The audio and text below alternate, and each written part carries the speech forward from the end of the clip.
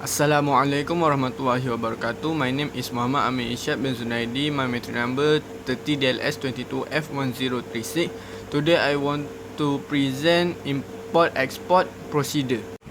Today I want to talk about Ministry International Trade and Industry or MITI.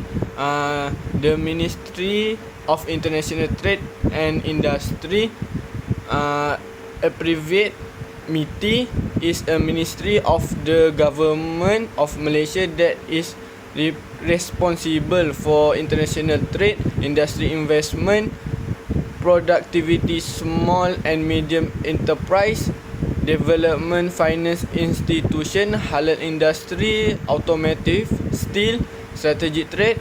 The ministry has its headquarters located at Menara MITI on Jalan Sultan Haji Ahmad Shah in Kuala Lumpur.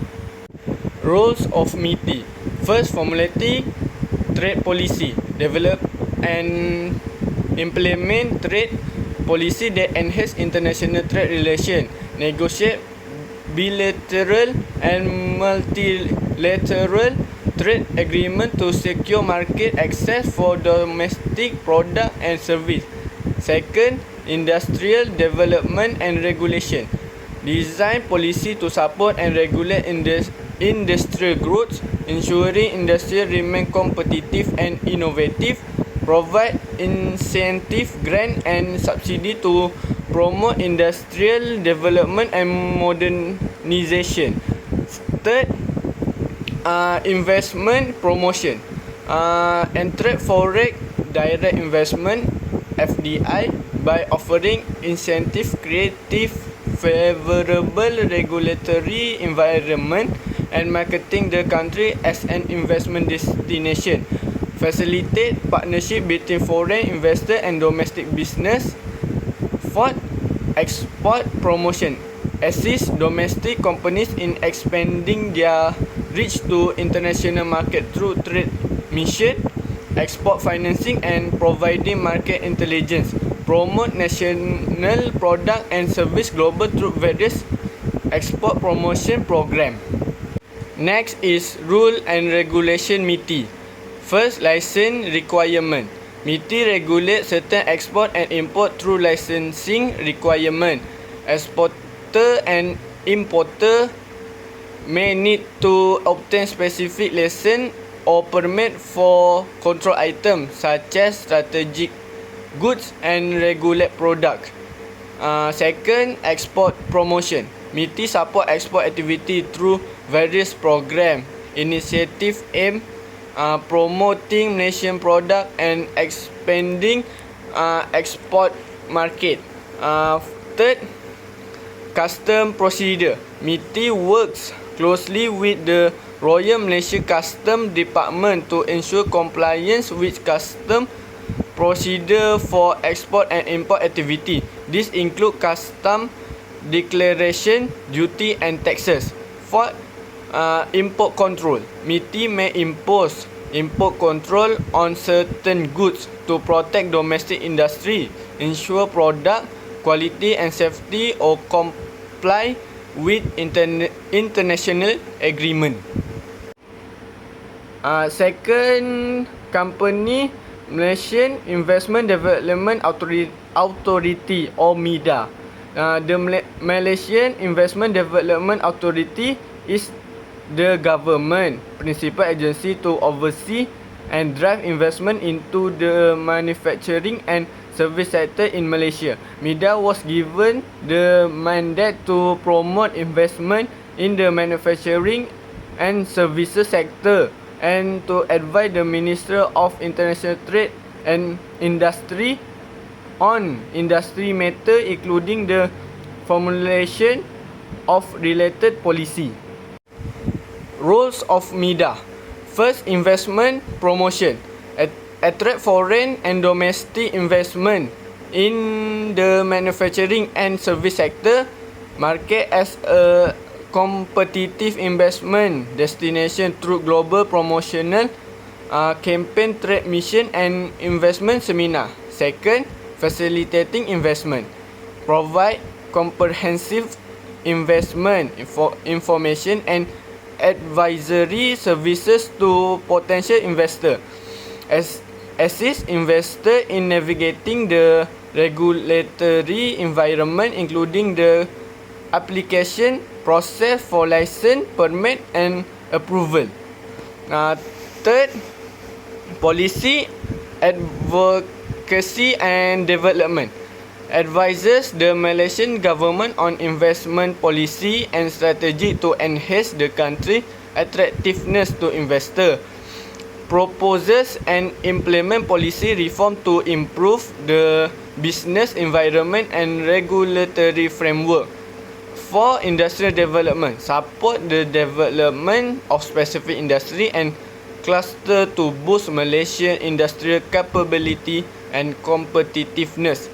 Encourage the adoption of advanced technologies and innovation in manufacturing and service sector. Rules and regulation MIDA. First, industry licensing. MIDA may require industry licensing for certain manufacturing activity which can impact import and export activity related to this industry. Second, export incentive. MIDA offer various incentive and grant to encourage export-oriented industry.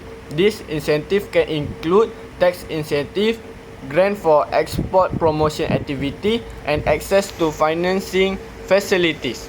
Third, import duty exemption.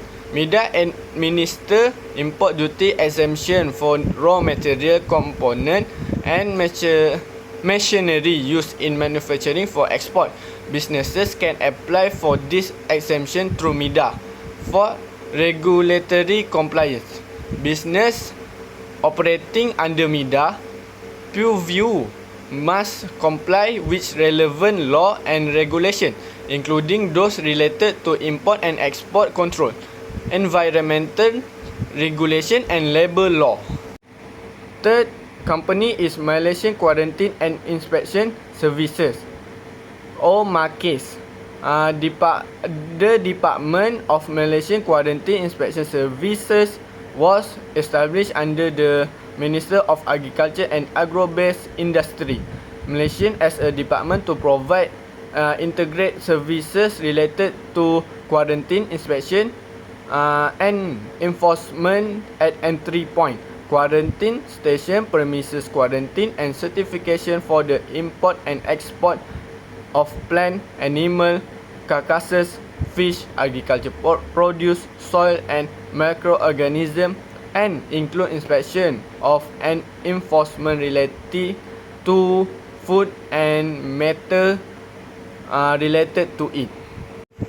Roles of MAQIS. First, quarantine services. Conduct quarantine inspection of agriculture product like animal and plant to prevent the entry and spread of pests and diseases. Implement quarantine measures to control and eradicate pests and disease within Malaysia. Second, inspection and certification. Inspect imported and exported agricultural product to ensure compliance with national and international standard. Issue certification for product that meet quality, safety and health requirement, facilitating trade and ensuring consumer protection. Third, regulatory enforcement. Enforce law and regulation related to agriculture product quality, safety and biosecurity. Monitor and control the movement of agricultural goods to ensure compliance with quarantine and inspection regulation. 4. Biosecurity management.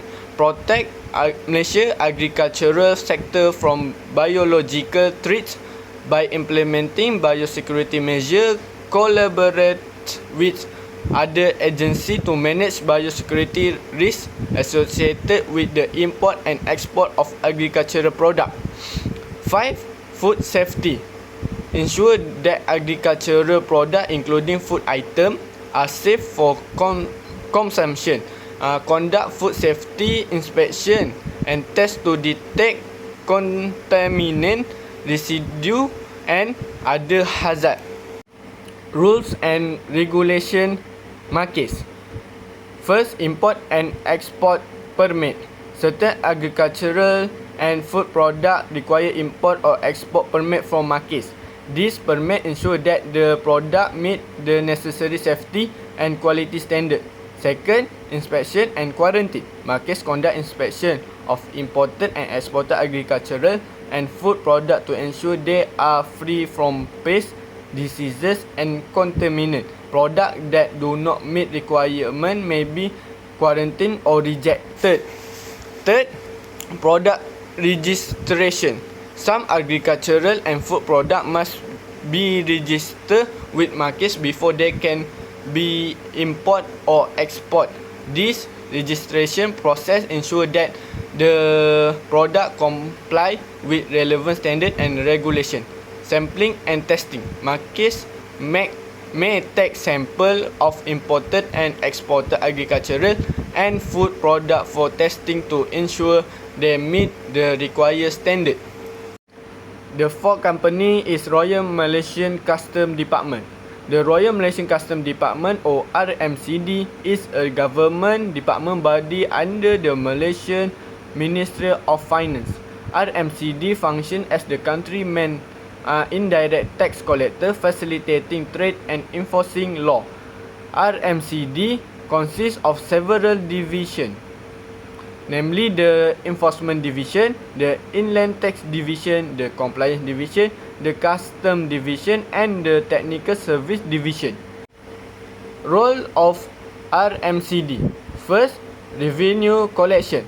Collect duty and taxes on import and export goods, including custom duties, excise duties and sales tax and service tax. Ensure accurate valuation, classification and tariff application to maximize revenue collection. Second, trade facilitation. Simplify and streamline custom procedure to facilitate the smooth flow of goods across border. Implement electronic system and processes to expedite custom clearance and reduce administrative burden on traders. Third, border security and control. Monitor and control the movement of goods, vehicle and individual cross Malaysian border to prevent illegal activity. Detect and prevent smuggling, trafficking and other illicit activity that threaten national security and economic stability. The fourth, custom enforcement. Enforces custom law and regulation to ensure compliance by individual and businesses. Conduct inspection, audit and investigation to detect and deter custom fraud, evasion and other violation. 5. Trade regulation. Regulate the import and export of goods in accordance with national law and international agreement. Issue permit, license and certificate required for the import and export of controlled goods. Rules and regulation RMCD. Custom Prohibition of Import Order 2017.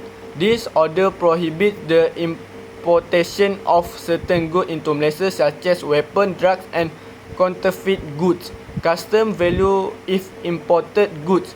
Order 2070. These other prescribe the method for determining the value of imported goods for the purpose of calculating custom duty. 4. Custom Prohibition of Export Order 2012. This order prohibits the exportation of certain goods from Malaysia, such as cultural artifacts and endangered species. Custom Provisional Duty Order 2012. This order allow for the imposition of provisional duty on imported goods pending the completion of an investigation into the proper classification or valuation of the goods. Conclusion: effective Export and import procedure are essential for business engaged in international trade to ensure compliance with regulation, minimize risk, and facilitate smooth transaction. By implementing robust procedure, businesses can streamline their operation and maximize the benefit of global trade. Recommendation. Documentation. Maintain accurate and complete documentation for all export and import transactions to facilitate smooth custom clearance. Second, risk management. Implement risk management strategy to mitigate potential risks associated with international trade, such as currency fluctuation and geopolitical uncertainties.